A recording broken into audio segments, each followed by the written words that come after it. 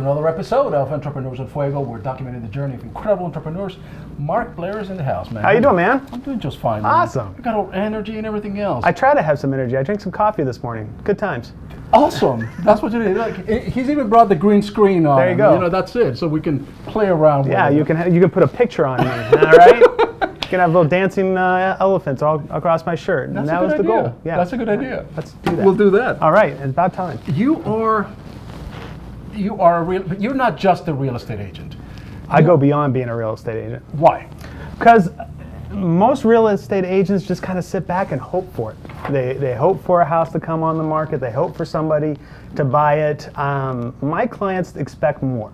What I go out and do is try to go out and sell it. What I mean by that is I'm knocking on your neighbor's door. I am trying to find off-market deals for my buyers.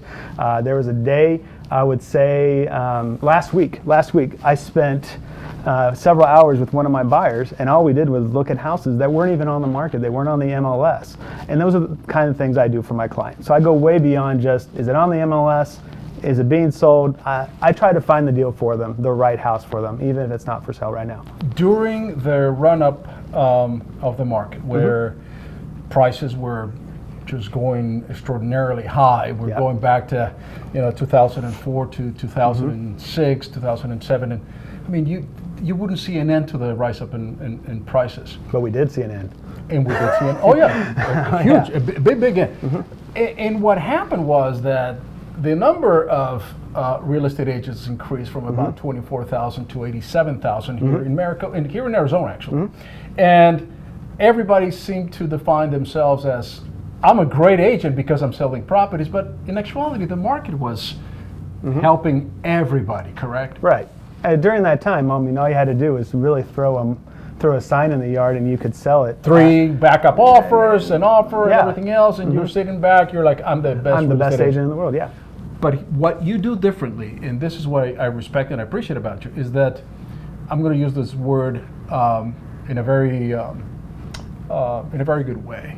You're a good hustler. I mean, you go after the business. You're not waiting for the business to come to you. No, absolutely not. Some of the things that I do that people just are shocked on. I mean, it's Arizona. It's 120 degrees right now. And humid right now. And humid right now. And some of the things I've done for my clients trying to sell their house is knocking on doors, saying, hey, who do you know who wants to buy this house that's right over here? Sometimes you meet somebody, sometimes you don't. But it's just an added service going way beyond, hey, it's on the MLS. I mean, anyone can put it on the MLS. And you mentioned knocking on doors. You don't say that figuratively.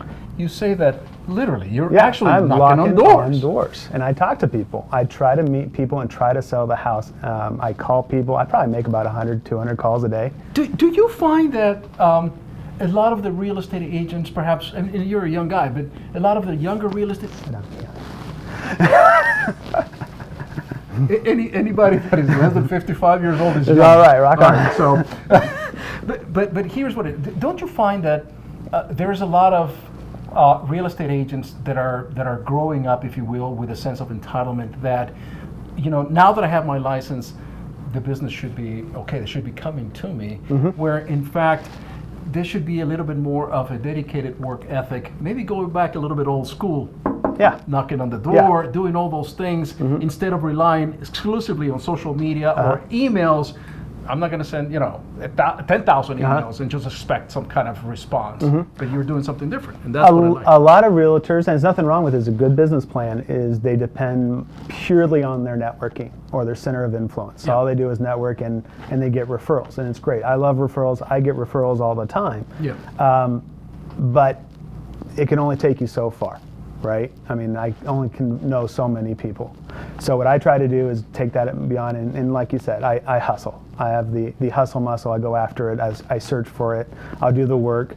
I'll even do short sales. There are still short sales going on right now. Going on? Oh yeah, I sold 2 last year. Wow, I mean, far and few between, I would imagine. Oh yeah, definitely. But they're still going on. They still happen. What do you think? And again, I'm not going to hold your feet to the fire, and nobody has a crystal ball to know what's going to happen in the market. But what do you see? I mean, you're out there knocking on doors. What do you see? Do you have a pulse as to what's going to happen? Real estate does this thing, right? Well, right now in Arizona and Maricopa, it's been going up. Yeah. It's just been consistently going up month after month after month after month, quarter after quarter.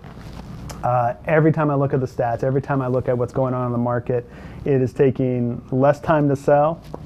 Prices are going up, and there's just not enough inventory to serve all the buyers that are out there. So with that, you're getting more new construction. New construction's increased, definitely in Maricopa, and so prices keep going up. Will it happen forever? No. It is going to level out, and there's going to be more buyers or more sellers than buyers at one point, and it's going to switch a little bit. I don't think what happened in 2008 is going to happen again, because that was just ridiculous. But I mean, it's going to happen where it's going to go down back. It's going to dip that back down. Between 2007, 2008, to even 2000 or up to 2013, most of the sales were being done, or at least a great number of the sales were being not financed, but rather it was cash to the property, and it was investor money. Is the financing loosening up a little bit that is allowing new buyers to buy properties? Is the process a little bit easier? Yes. Have the banks really loosened up a little bit of the rates? Absolutely.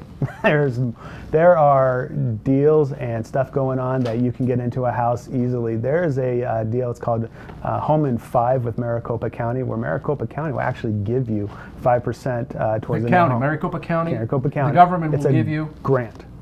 You 5%. don't have to pay the grant. You don't Nope. have to pay back. It'll give you 5%. 5% towards the purchase of a home. Wow, where are they getting all this money? From you. From you, from me. Yeah, I mean, But the fact, I mean, when home sales go up, the economy goes up. Right. They say, I forget the exact figure, but there's so many thousands of dollars that are fed into the economy for each home purchase. so Maricopa County, through this grant program, is giving 5% as an assistant. Of course, Yeah. I mean, you don't have to pay it back, and goes towards your down payment or closing Yep. costs or whatever. Yep. That's pretty damn good. That is really good. I put a client into a house last year with it. They loved it. They were able to come in with very little money, Right. got the home that they wanted, and are very happy right now. Do you see, and again, I mean, you're on the side of selling the actual piece of real estate, selling the asset, but do you see that the market would truly explode if the subprime market would come back again? Or Would it truly explode? yeah, It's kind of hard. I mean, if it came back, like if it came back where they were lending to anybody, like even the dogs and the fish and stuff like that, they can get it.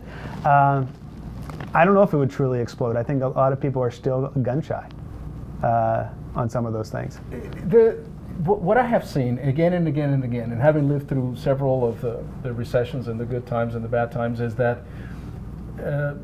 greed always wins. And at some point, somebody's going to come in with some kind of subprime product that is going to enable the less than perfect applicant to come in and buy a property. And I don't know whether there is a subprime product out there already that is doing that, and I think that the moment that would happen, it would enable just that swath of people that are out there that can't afford to buy a property right now, that would enable them to acquire property. I mean, there are people who have credit issues that still can't buy a home, and I've worked with them, and we're trying to clean their credit right now and working with different vendors to help them. So it's not so much where, like, if you have a credit score, I don't know, 500, you can get a house and get 0% down and only pay interest. It's not nearly like that. I have plenty of people who have decent credit, just not enough income, and lenders say no. I've had plenty of people just get denied by lenders for, quite frankly, the right reason. Marc, Blair, real estate professional, an excellent realtor. Where do you see your biggest challenge as a real estate agent? I mean, you have all sorts of competition out there. There's all sorts of real estate agents and everything else. Where do you see yourself in your business and yourself? My biggest challenge? Your biggest challenge? The biggest challenge really is just finding the right property for my clients.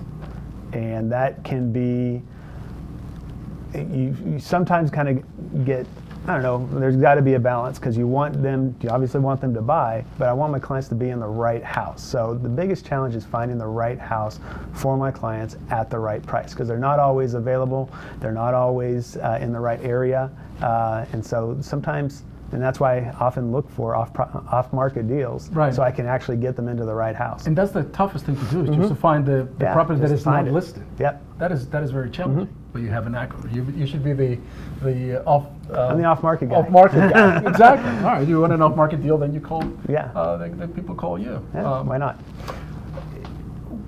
What do you find that is your best marketing tool that has worked for you? Knocking on doors Knocking on and doors. calling people. Old school. That's it. That's it. Okay. With that, we're out.